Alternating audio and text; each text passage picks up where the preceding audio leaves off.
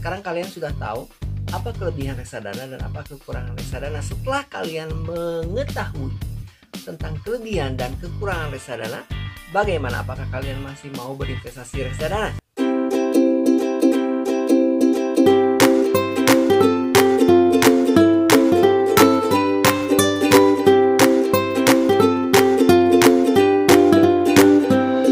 Halo guys, balik lagi di Teh Channel bersama saya Teh. Di channel ini, di channel tempatnya berbagi ilmu, info, pengalaman, dan cerita. Apa yang Teh alami, kalian boleh tahu. Apa yang Teh tahu, kalian harus tahu. Seperti biasa guys, setiap hari Kamis kita belajar lagi tentang reksadana. Mengenal lebih jauh lagi, lebih dalam lagi tentang reksadana. Jangan kemana-mana guys, tetap dukung terus channel ini agar terus dapat bermanfaat untuk orang banyak, untuk kalian semua tentunya ya, dengan cara subscribe, like, comment, dan share, nyalakan lonceng di sebelah kanannya so kalian dapat info-info terupdate dari TH Channel. Jangan kemana-mana, stay tune.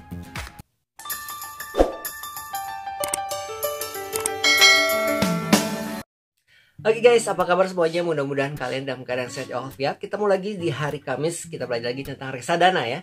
Pada kesempatan kali ini, di video kali ini kita akan belajar tentang keuntungan dan kerugian atau kelebihan dan kekurangan reksadana, berinvestasi di reksadana. Apa sih kelebihannya? Apa sih kekurangannya kalau misalkan kalian berinvestasi di reksadana? Yang dinamakan investasi guys, yang dinamakan investasi itu tidak selalu untung. Ya, namanya investasi itu ada untung dan rugi, seperti jual beli, seperti kita berusaha atau berdagang ya, ada untung ada rugi. Jadi nggak selalu untung dan nggak selalu juga rugi. Itu namanya investasi. Jadi kalau misalkan guys kalian ditawari oleh suatu bentuk investasi lain yang menawarkan atau menjanjikan dengan keuntungan yang pasti, itu jangan ya, itu bullshit ya. Jadi jangan dipercaya, karena nama investasi itu ada untung dan rugi.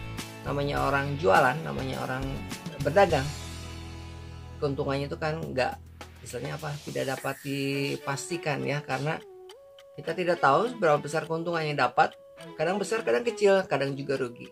Sama halnya guys, ketika kalian berinvestasi pada reksadana ya, tidak selamanya kalian akan mengalami keuntungan, tidak selamanya kalian akan mengalami kerugian.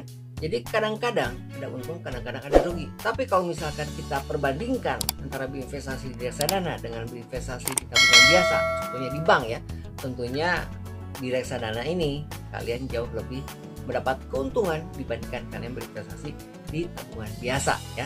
Nah sekarang kita akan bahas apa sih keuntungan atau kelebihan dari tabungan reksadana ini, dan apa juga kerugian atau kekurangan dari tabungan reksadana ini.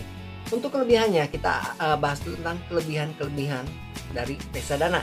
Kelebihan reksadana yang pertama adalah kalau misalkan kalian menabung reksadana, tentunya kalian akan mendapatkan keuntungan yang jauh lebih tinggi daripada kalian menabung di bank ya.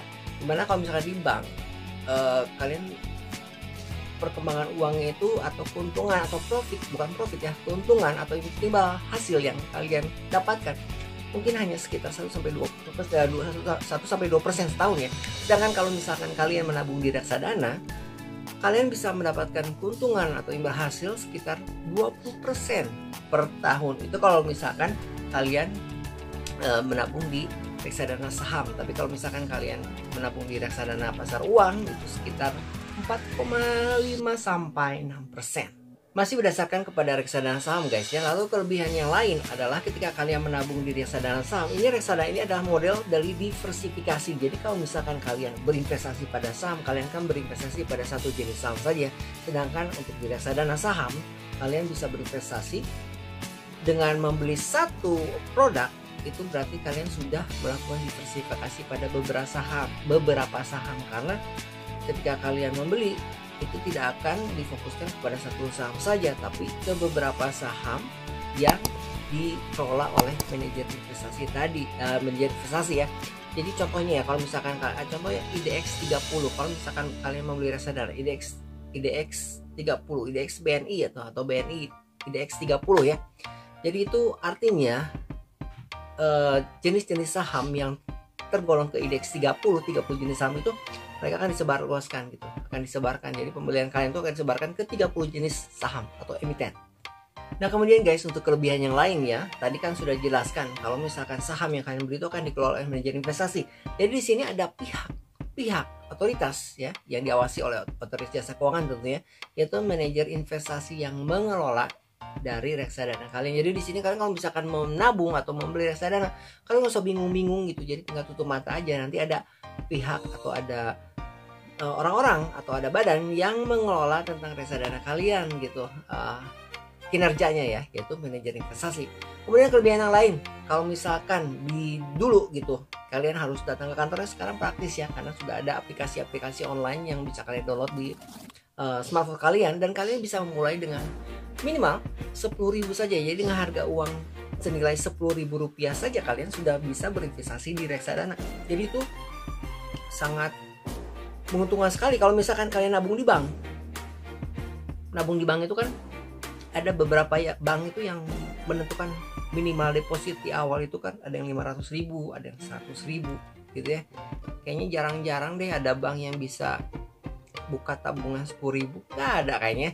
Jadi kalau untuk di reksadana ini kalian bisa mulai hanya dengan Rp10.000 saja. Dan kelebihan yang lain, kelebihan terakhir, kalian bisa melakukan jual belinya online gitu ya. Karena apa? Karena zaman sekarang semua serba canggih, serba online. Kalian bisa lakukan jual beli reksadana di handphone kalian, di smartphone kalian, dengan aplikasi favorit kalian. Karena banyak sekali aplikasi-aplikasi itu buat reksadana ini. Contoh ya, ada Bibit, ada Bareksa, ada Ajaib, ada Tanam Duit. Kemudian bisa juga kalian lewat Tokopedia, lewat OVO. Mereka juga telah memasarkan produk-produk reksadana. Jadi kalian bisa boleh pilih aplikasi-aplikasi mana untuk reksadana yang menjadi favorit kalian. Nah, untuk kekurangan yang lain adalah kalau misalkan kalian menabung di reksadana, ini tidak sama seperti kalian menabung di bank. Kalau misalkan kalian menabung di bank, ketika kalian butuh uang, ketika kalian membutuhkannya dan memerlukannya ya, kalian tinggal ke ATM, tinggal pencet PIN kalian tarik uangnya, uang sudah keluar dalam hitungan menit ya. Hitungan ya 1 atau 2 menit. Tapi kalau misalkan kalian menabung di reksadana, untuk melakukan proses penarikan ini membutuhkan waktu sekitar 3-4 hari. Paling cepat ada yang sampai 2 hari ya. Paling lama ya sekitar 4-5 hari. Jadi butuh waktu ketika kalian benar-benar memerlukan uang. Jadi nggak instan seperti kalian menabung di bank. Untuk kekurangan terakhir adalah bila bisa saja si reksadana yang kalian beli itu disuspend oleh OJK, Otoritas Jasa Keuangan. Apakah karena kinerja yang tidak baik ataupun misalkan terjadi penyalahgunaan juga terhadap manajer investasinya. Apabila manajer investasi ini melakukan penyimpangan, bisa saja mereka dibubarkan alias perusahaannya dihilangkan, disuspend. Jadi dicabut izinnya untuk menjual reksadana, perizinannya dicabut oleh Otoritas Jasa Keuangan. Akibatnya dana yang kalian miliki akan terhambat di situ gitu ya. Jadi stuck di situ dan kalian harus berurusan tentunya dengan pihak OJK untuk mendapatkan dana kalian kembali. Jadi itulah kekurangan tentang reksadana. Jadi terserah ya, sekarang kalian sudah tahu apa kelebihan reksadana dan apa kekurangan reksadana. Setelah kalian mengetahui tentang kelebihan dan kekurangan reksadana, bagaimana? Apakah kalian masih mau berinvestasi reksadana? Sekarang kalian bandingkan, apakah kalian jauh lebih mendapatkan kelebihannya atau keuntungannya, atau kalian mendapatkan kerugiannya atau kekurangannya. Itu terserah kalian ya. Tapi ingat, sekali lagi, berinvestasilah, karena berinvestasi ini adalah suatu bentuk menabung juga ya untuk masa depan kalian dengan cara yang pintar tentunya ya, dan hasilnya tentu jauh lebih baik ketika kalian menabung di reksadana daripada kalian menabung di bank ya. Jadi kembali lagi, saran DT Channel, berinvestasilah sedari dini, berinvestasilah dari sekarang. Walaupun ada kekurangan, walaupun ada kerugian, walaupun ada namanya investasi ya, nggak selalu untung, nggak selalu rugi, ada keuntungan, ada kerugian. Tapi percayalah, dengan kalian berinvestasi itu jauh lebih baik daripada kalian tidak melakukan apa-apa gitu ya. So kalian juga bisa pilih aplikasi-aplikasi yang terbaik menurut kalian, yang menjadi favorit kalian tentunya. Kalian bisa download satu-satu ya, coba download satu-satu, kemudian kalian pelajari fiturnya, mana yang menurut kalian nyaman, mana yang menurut kalian baik untuk kalian. Kemudian kalian juga bisa cek gitu, karena untuk memulai menabung di reksadana ini kan cukup hanya dengan Rp10.000 saja ya. Kalian bisa coba semuanya hanya dengan uang 10.000, kemudian kalian tes mana yang customer service-nya cepat, responnya, mana yang proses penarikannya paling cepat gitu ya. Jadi kalian bisa pilih seperti yang tadi disebutkan, kalian bisa pilih antara Bibit, Bareksa, Ajaib, Tanam Duit, ataupun di Tokopedia, lewat Tokopedia atau via OVO gitu, terserah kalian ya. Tapi berdasarkan survei dari rata-rata survei Tia Channel, untuk aplikasi yang tercepat untuk proses penarikannya itu adalah Bibit, dan untuk respon customer service fast respon itu adalah Bibit. Jadi buat kalian yang mau coba Bibit silahkan ya, kalian bisa coba download Bibit di aplikasi kalian, di Play Store di smartphone kalian, di Play Store untuk pengguna Android ataupun di iOS untuk pengguna iPhone. Coba download aplikasi Bibit. Kalau misalkan kalian mau download Bibit dan kalian mau register, jangan lupa kalian bisa memasukkan referralnya sama dengan nama channel ini, yaitu Tia Channel ya. Kalian bisa lihat di bawah sini namanya Tia Channel. Oke, itu referralnya. Kalian bisa pakai referral dari Tia Channel untuk register di Bibit untuk memulai investasi pertama kalian dalam reksadana. Oke guys, cukup sampai di sini video kita kali ini. Mudah-mudahan menjadi inspirasi buat kalian dalam berinvestasi, menambah wawasan kalian, menambah pengetahuan kalian, dan kalian tahu sekarang berinvestasi itu tidak selalu untung, tidak selalu rugi. Ada untung, ada rugi. Nah, selama kalian bisa menerima itu dan kalian bisa mengerti, menelaah bahwa berinvestasi itu walaupun ada untung, walaupun ada rugi gitu maksudnya ya. Walaupun ada rugi nggak selalu untung, tapi yakinlah berinvestasi itu jauh lebih baik daripada kalian tidak berinvestasi gitu ya. Ini untuk masa depan kalian. Ingat ya. Mungkin kalau misalkan kalian nggak memulai dari sekarang, entah kapan kalian harus memulai, dan jangan sampai masa depan kalian atau masa tua kalian nanti masih terseok-seok gitu istilahnya, atau misalkan kalian tidak mengalami juga proses yang baik atau pengaturan yang baik dalam proses keuangan kalian, atau pengaturan atau pengelolaan keuangan kalian ya.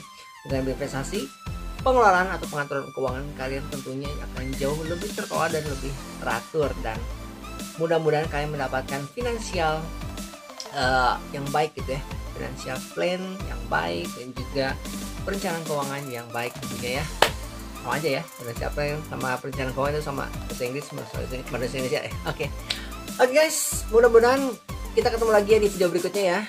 Tetap dukung terus channel ini agar dapat bermanfaat untuk orang banyak dengan cara subscribe, like, comment, dan share. Nyalakan lonceng di sebelah kanannya so kalian dapat info-info terupdate di Tia Channel. Oke. Terus stay tune dengan Tia Channel. Jangan lupa share. Kita ketemu lagi di video berikutnya. Sampai jumpa. See you next time. Bye bye.